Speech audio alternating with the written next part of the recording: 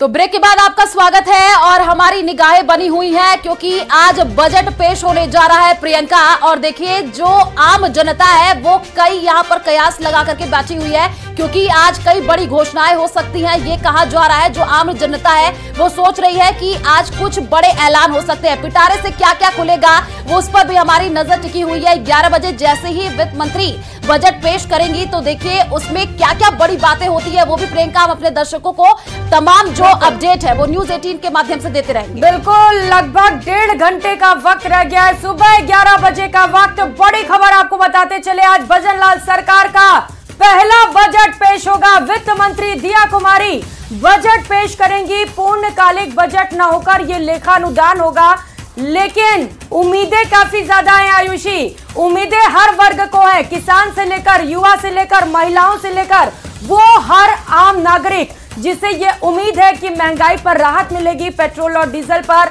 VAT के दर घटाए जाएंगे जिससे कि लोगों को बड़ी राहत मिलने की उम्मीद है आयुषी। बिल्कुल, और देखिए 20 साल बाद राजस्थान में इतिहास बदलेगा क्योंकि इससे पहले मुख्यमंत्री ही बजट पेश करते रहे प्रियंका, क्योंकि वो वित्त मंत्रालय अपने पास ही रखते हुए नजर आए। लेकिन इस बार जो वित्त मंत्रालय है वो दिया कुमारी के पास है और जब वो आज बजट पेश करेंगी क्या कुछ खास इसमें निकल करके आता है, इस पर सभी की निगाहें बनी हुई है। नई भर्तियों की घोषणा होगी ये कहा जा रहा है, कई बड़ी घोषणाएं आज हो सकती हैं। बिल्कुल, नई भर्तियों की घोषणा पर सबसे ज्यादा निगाहें युवाओं की टिकी हुई हैं क्योंकि युवाओं ने बढ़ चढ़कर बीजेपी को वोट दिया है और सत्ता में आने से पहले प्रधानमंत्री नरेंद्र मोदी से लेकर हर एक बीजेपी नेता ने यह वादा किया है युवाओं से कि अगर हमारी सरकार बनती है तो हम रोजगार देंगे। अब देखना बड़ा ही महत्वपूर्ण होगा, क्या इस बजट में युवाओं के लिए रोजगार के लिए पिटारे खोल दिए जाते हैं आयुषी? बिल्कुल प्रियंका, और देखिए दिया कुमारी ने कुछ समय पहले ही लेखानुदान पर अपनी प्रतिक्रिया भी दिया था। उन्होंने कहा था कि मोदी सरकार ने पहले भी सभी वर्गों का ध्यान रखा है और अंतरिम बजट भी सबकी आकांक्षाओं को पूरा करेगा। यानी कि यहाँ पर पूरा विजन क्या रहने वाला है उस पर भी पूरा यहाँ पर फोकस रखा गया है। बिल्कुल, सरकार का अगले 5 सालों में क्या विजन होने वाला है ये भी इस बजट में सामने आएगा क्योंकि भजनलाल सरकार का ये पहला बजट है और यही वजह है कि सबसे ज्यादा खास इसे बनाने की कोशिश की जाएगी। अगले 5 सालों में सरकार किस तरीके से आगे बढ़ेगी, प्रदेश को किस तरीके से आगे बढ़ाया जाएगा, इस पर सरकार अपना विजन पहले बजट में पेश करेगी। और हमारे साथ अलग अलग गेस्ट भी जुड़ चुके हैं प्रियंका, उनका भी अपने दर्शकों से परिचय करा देते हैं। हमारे साथ डॉक्टर निमिषा जो कि बीजेपी प्रवक्ता है वो जुड़ चुकी है, राजकुमार शर्मा जी हमारे साथ जुड़ चुके हैं जो कि कांग्रेस प्रवक्ता है, अक्षय जैन जो कि वित्त विशेषज्ञ है वो हमारे साथ जुड़े हुए हैं। सबसे पहले अक्षय जैन का ही रुख कर लेते हैं। अक्षय जी देखिए आज बजट पेश होने जा रहा है, हालांकि ये पूर्ण बजट नहीं है, लेखानुदान है, लेकिन जो आम जनता है काफी कयास लगा करके बैठी हुई है कि कुछ बड़ी घोषणाएं हो सकती हैं। क्या लगता है कि आज के पिटारे से क्या कुछ रहने वाला है, क्या कुछ खास रहेगा आज के बजट में?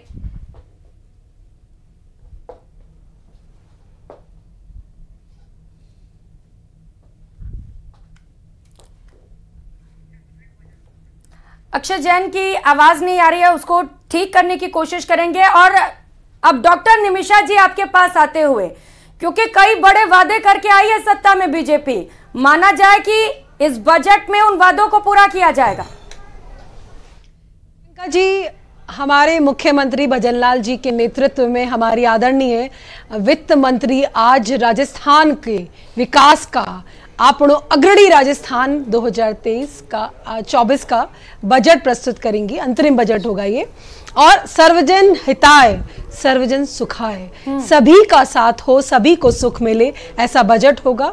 चूंकि अंतरिम लेखानुदान मात्र है, 4 महीने बाद पूरा बजट आएगा। जिस दिन से सरकार बनी है भारतीय जनता पार्टी की, उसी दिन से अपने उत्तरदायित्व के साथ में, पूर्णता के साथ में सरकार कार्य कर रही हो। 4 जातियों के विकास के पुनरुत्थान के लिए लगी है और निश्चित तौर पर आज ये अंतरिम बजट भी चारों जातियां, महिला, किसान, युवा और गरीब, इनके कल्याण का बजट होगा।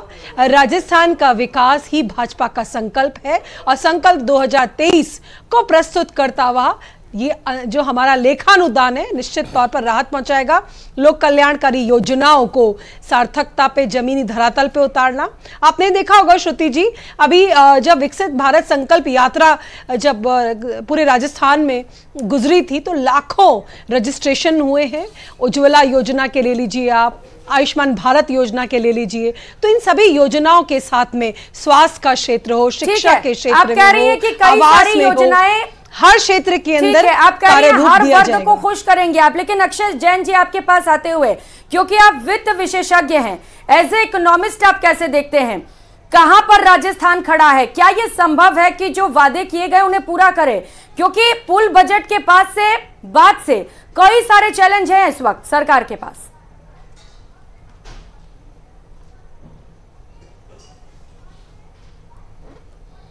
आवाज पहुंच रही है अक्षय जैन जी? यस मैम, आपको आवाज आ रही है मेरी? बिल्कुल, बोलिए। एक बार आपका सवाल रिपीट करिएगा मैम। अक्षय जैन जी, सवाल यह है कि बीजेपी ने तो कई बड़े वादे किए हैं, निमिषा जी कह रही हैं कि हर वर्ग को खुश करेंगे, कई बड़े ऐलान होंगे, लेकिन अभी अगर राजस्थान की स्थिति को देखें, इकोनॉमिक तौर पर आर्थिक स्थिति, तो क्या आपको संभव लग रहा है कि सारे वादे पूरे कर पाएगी सरकार? नहीं मैम, इकोनॉमिक तौर पे भी ये बड़ा मुश्किल लग रहा है, क्योंकि अशोक गहलोत जी जाते जाते इतने सारे वादे करके गए हैं, उन वादों को हटाना भी बीजेपी सरकार के लिए मुश्किल होगा।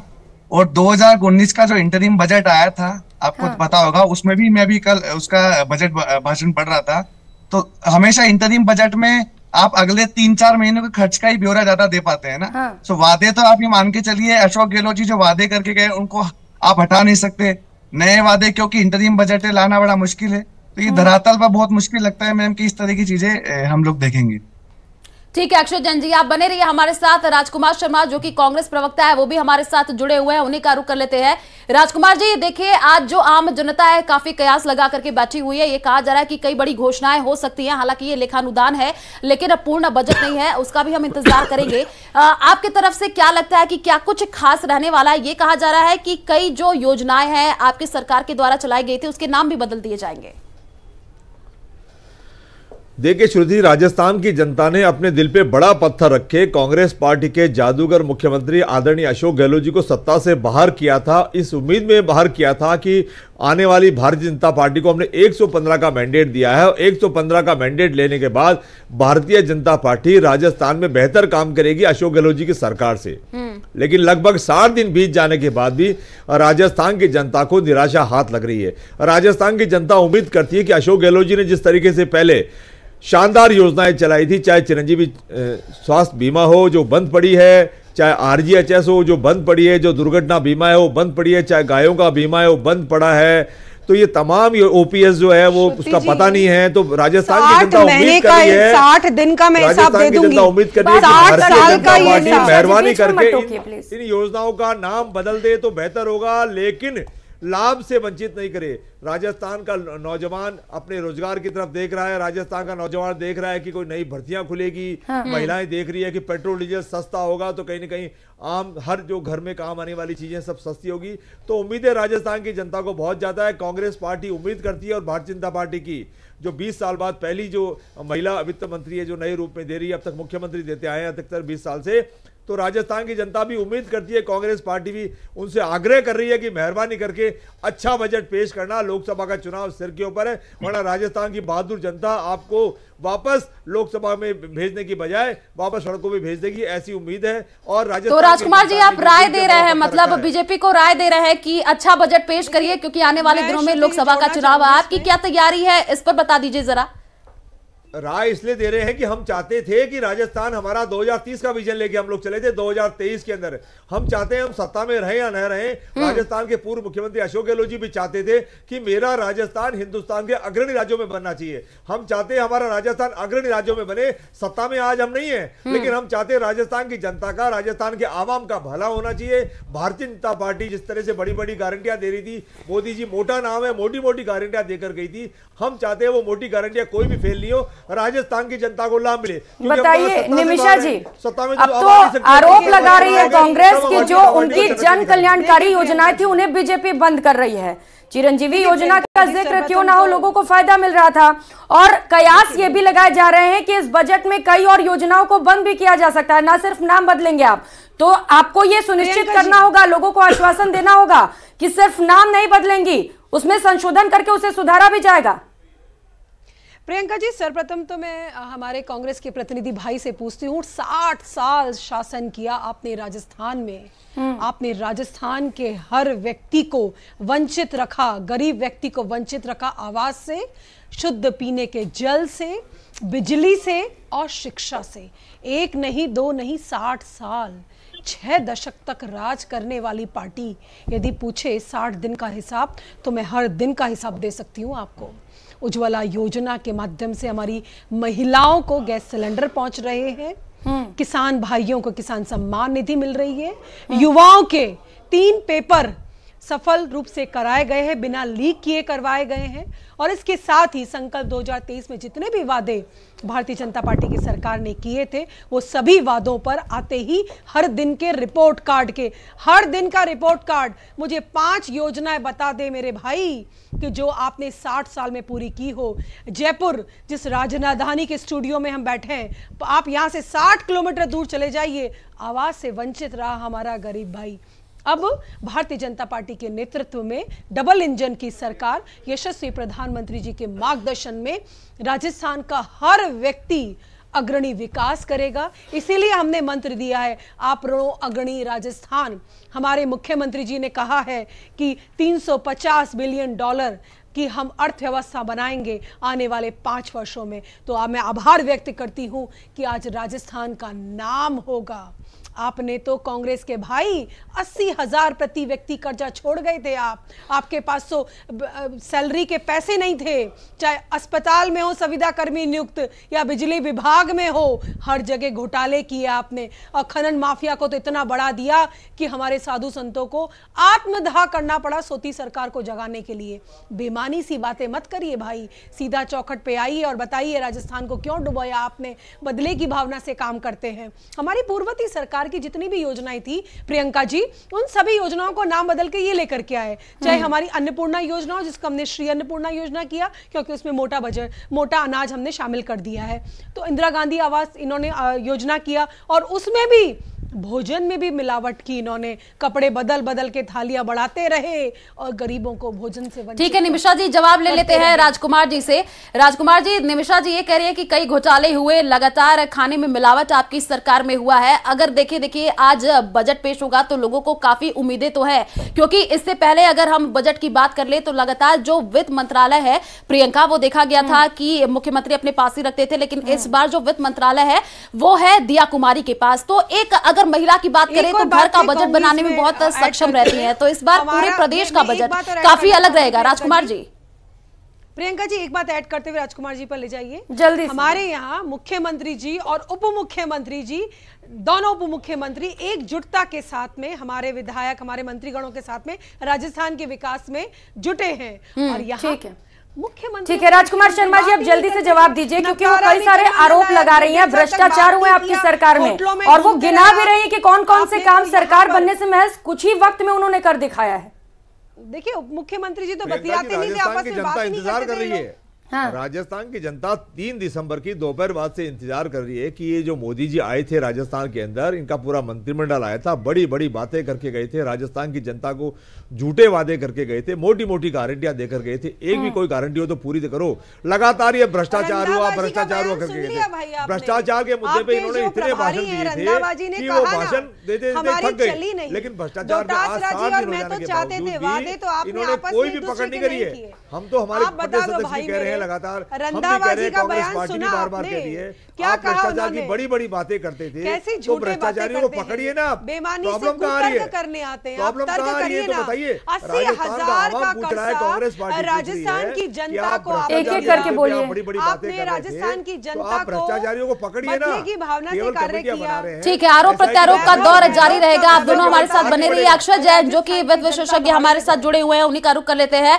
अक्षय जी देखिए, 3 से 4 महीने में कैसे खर्च चलाना है उसको लेकर के आज अनुमोदन, और ये कहा जा रहा है कि ये बजट इस वजह से भी खास रहने वाला है क्योंकि अभी 3 से अगर देखें कि 4 महीने में कैसे खर्च चलाया जाएगा इस पर तो फोकस रहेगा ही प्रियंका। और अभी और इसमें क्या कुछ खास रह सकता है? अक्षय जी, आप वित्त विशेषज्ञ हैं, वो बताइए, क्योंकि ये कहा जा रहा है कि देखिए फोकस तो कहा जा रहा है युवाओं पर रहेगा क्योंकि कई वादे बीजेपी ने किए थे, और ये कहा जा रहा है महिलाओं पर भी फोकस रहेगा। खुद वित्त मंत्री एक महिला है, तो बहुत ही अच्छा ये बजट पेश किया जाएगा क्योंकि आने वाले दिनों में लोकसभा का चुनाव है, लोक लुभावन कहा जा रहा है ये बजट रहेगा। मैम, सेंट्रल का जब बजट आया था 31 जनवरी तक भी हम लोग यही बात सुनने को मिल रहे थे, फिर 2 फरवरी से क्या रहा है ना, सब वही रूटीन लाइफ में। सो आप एक सबसे इंटरेस्टिंग चीज आरोप प्रत्यारोप के बीच में एक बात बोलना चाहूंगा कि केवल सरकार बदली है ना, लेकिन ब्यूरोक्रेसी को आप देखोगे तो फाइनेंस की ब्यूरोक्रेसी में बदलाव नहीं हुआ है, राइट। और आप जो नई सरकार आई है वो आपको क्या लगता है कि अभी कुछ ही समय पहले जो है हमारा जो फाइनेंस का मिनिस्टर तय हुआ है, इतनी जल्दी समय में यहाँ पे जो आप बजट में देखोगे वो चीज एक तरह से बीजेपी और कांग्रेस का अंदर की ब्यूरोक्रेसी सेम है, तो मेरे को नहीं लगता कि उस तरह से कोई ज्यादा बदलाव देखने को मिलेगा। और 3 से 4 और हम लोग जैसे बजट, सेंट्रल बजट जब पहले आया था उससे पहले भी हम लोग बातें कर रहे थे कि युवा, ये सब बातें बजट से पहले ही होती है। बजट के दूसरे दिन आके आपके और मेरे ऊपर क्या इम्पैक्ट करेगा। और स्टेट गवर्नमेंट के बजट से वैसे भी कोई भी लोग, इंसान जो है वो उम्मीद क्या करता है, उम्मीद सुविधाओं की करता है कि जब मैं सड़क पे चल रहा हूँ तो मुझे बहुत तरीके से मैं अपने ऑफिस पहुंच जाऊं, सही रोड हो, सही मूलभूत सुविधा हो, राइट। तो ये सारी ये एक्सपेक्टेशन भी हर आदमी जो है ना टैक्स को लेके करता है, क्योंकि सारे टैक्स की जो है वो पावर सेंट्रल के पास में, इवन जीएसटी को भी लेके आज सारा का सारा डिसीजन जीएसटी काउंसिल लेता है। तो सारी की सारी चीजें जो मूलभूत सुविधाओं को लेके यहाँ देखी जाती है कि मेरे घर के बाहर रोड सही बनी हो, मेरे शहर में रोड सही बनी हो, मूलभूत। और एक्चुअली ये वाले चीज पे एक आम आदमी और एक हर जनता यहाँ पे एक्सपेक्टेशन करती है। पर अगेन जो इंटरिम बजट को मैंने बोला, यहाँ पे सरकार को एक चैलेंज यही रहेगा कि पिछली सरकार के वादों को एटलीस्ट वो मेंटेन रखे नए वादे करने से पहले। तो मेरे को लगता है उसके अलावा दूसरी बड़ी बात कह रहे हैं आप अक्षय जैन जी की जो पिछली सरकार ने योजनाएं चालू की हैं जिससे लोगों को फायदा मिल रहा है उसे चालू रखा जाए। और एक बात और आपने अच्छी बात कही है और बड़ी बात यह भी है कि सिर्फ सरकार बदली है, ब्यूरोक्रेट्स वही हैं। तो अब देखना होगा कि किस तरीके से यह बजट पेश किया जाता है। और चूंकि हम एक्सपेक्टेशंस की बात कर रहे हैं तो सहयोगी महेश हमारे साथ इस वक्त जुड़ चुके हैं। महेश, उम्मीदें क्या हैं लोगों की? हालांकि ये अंतरिम बजट है, फुल बजट नहीं है, लेकिन उम्मीदें काफी ज्यादा है हर वर्ग को। देखिए, बिल्कुल आपने सही कहा है कि अंतरिम बजट है, लेकिन इस बजट को लेकर के भी अपेक्षाएं काफी है क्योंकि पहला बजट ये है और इसे लेकर के हर वर्ग की अपेक्षाएं सरकार से बनी हुई है कि जो पिछले घोषणा पत्र में जबकि चुनाव के अंदर में बीजेपी थी तो उन्होंने काफी घोषणाएं की कि वे जब सरकार में आएंगे तो निश्चित रूप से उन घोषणाओं को पूरा करेंगे। इस कारण से हर वर्ग उम्मीदें लगाए बैठा है। लेकिन अगर युवाओं की बात करते हैं तो जो बीजेपी ने सबसे बड़ा मुद्दा भर्तियों का बनाया था, बेरोजगारी भत्ते को लेकर के बनाया था, वो आज यहाँ कहीं न कहीं पूरा होता हुआ दिखाई देगा। सरकार में आने के साथ में ही एसआईटी का गठन करके जो सरकार ने है पेपर लीक जैसे मसलों को गंभीरता से लिया और अब भर्तियों की जो घोषणा है वो लेखानुदान में हो सकती है क्योंकि लेखानुदान भले ही बजट नहीं हो लेकिन बजट का एक मुखड़ा है और इस मुखड़े को भी लोकसभा चुनाव के पहले प्रस्तुत किया जाना है। तो इस लिहाज से ये महत्वपूर्ण हो जाता है कि लोकसभा चुनाव से पहले क्या कुछ ऐसी लोक लुभावन घोषणाएं हैं वो की जा सके ताकि जनता के बीच एक मैसेज जो है वो यहाँ पर कन्वे हो सके कि जो बीजेपी कहती है वो करती है, केवल घोषणाएं और थोती घोषणाएं करना उनका मकसद नहीं होता है। तो ये एक स्पष्ट जो मैंडेट लेकर के सरकार यहाँ पर पहुंची है बीजेपी की, वो यहाँ पर इस अपने इस लेखानुदान में स्पष्ट करने की कोशिश करेगी। भर्तियों का बड़ा मसला रहेगा, उसके साथ में जो है जिस तरह से ईआरसीपी एक बड़ा मसला बना है तो जिसका नाम यहाँ पर काली सिंध पार्वती जो है ईआरसीपी योजना कर दिया है, उसमें भी जो बजट का प्रावधान है वो यहाँ पर देखने को मिलेगा क्योंकि विधानसभा सत्र के दौरान में इसमें काफी बड़ी चर्चा हुई। पहले ये केवल 13 जिलों तक सीमित रह गया था, अब उसको 21 जिलों तक जो है बढ़ा दिया है। तो ये सरकार के विजन में स्पष्ट है और जब 21 जिले राजस्थान के प्रभावित हो रहे हैं 50 में से, तो आप कमोबेश मानिए कि आधे की आधी जो आबादी है वो इससे कहीं न कहीं उनके जल संकट की जो परेशानी है वो दूर हो सकती है। तो इस लिहाज से एक बड़ा मैसेज वो इस रूप में भी यहाँ पर दिया जा सकता है। एक बात जो किसानों के लिए कृषि के जो जल से नल की बात है, हर घर नल पहुंचाने की बात है, वो की जा सकती है। किसानों को जो है ऋण मुहैया कराने की बात है वो इसमें किए जा सकते हैं। सिंचाई के लिए जो प्रावधान है वो इसके भीतर में जो है नए प्रावधान किए जा सकते हैं। मेडिकल और हेल्थ और एजुकेशन ऐसे सेक्टर हैं जिन पर की सरकार आमतौर पर अपने प्राथमिकताएं तय करती है। शिक्षा में जैसे ही आमूलचूल परिवर्तन जो है वो देखने को मिले, नई सरकार के नए शिक्षा मंत्री के आने के साथ में ही सिलेबस में जो चेंजेस हैं वो लागू करने की बात यहां पर की गई है। तो या फिर मेडिकल के अंदर जो आयुष्मान योजना है उसका दायरा 5 लाख से बढ़ा के 25 लाख करना, और या फिर उसको मर्जर कर देना, चिरंजीवी का नाम बदल करके इंदिरा रसोई का नाम बदल करके आपने देखा कि अन्नपूर्णा किया गया।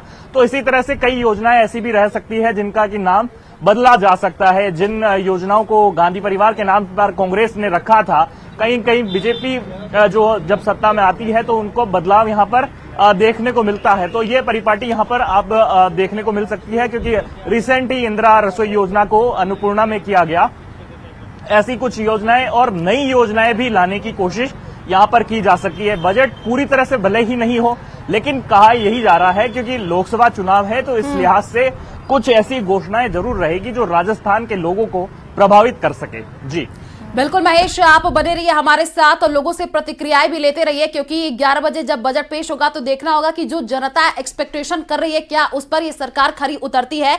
डॉक्टर निमिषा हमारे साथ जुड़ी हुई है। निमिषा जी, प्रताप सिंह खाचरियावास ने ये कहा है कि पेट्रोल डीजल का मुद्दा तो बहुत ही गर्माता हुआ नजर आया था जब विधानसभा चुनाव हुआ था। आपकी सरकार में प्रधानमंत्री नरेंद्र मोदी देखिए लगातार जब दौरा करते हुए नजर आए थे तो वो यही कहते हुए नजर आए थे हमारी सरकार बनेगी तो पेट्रोल डीजल की जो दाम है वो कम होंगे। अब तो यहाँ पर कह रही है कांग्रेस कि अब पेट्रोल और डीजल की वैट कम करिए।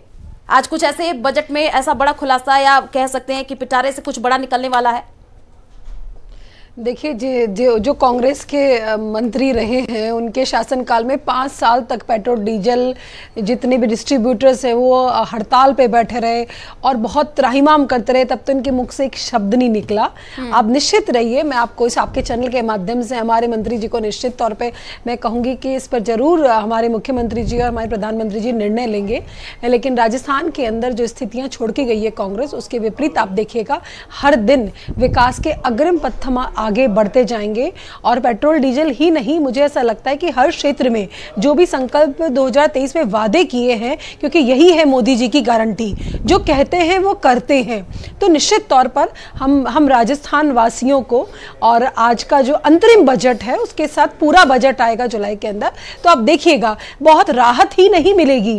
ई फाइल एक ऐसा प्रोसेस मुख्यमंत्री जी ने अपने सभी विभागों को निर्देश दे दिए, कलेक्ट्रेट, तहसील, सभी जगह पर मोदी की गारंटी है, खुद में ही गारंटी है। अब देखना होगा कि जो गारंटियां दी गई हैं वो कितनी पूरी हो पाती है इस बजट में। फिलहाल यहाँ रुकेंगे छोटे से ब्रेक के लिए, चर्चा लगातार जारी, आप बने रहिए हमारे साथ।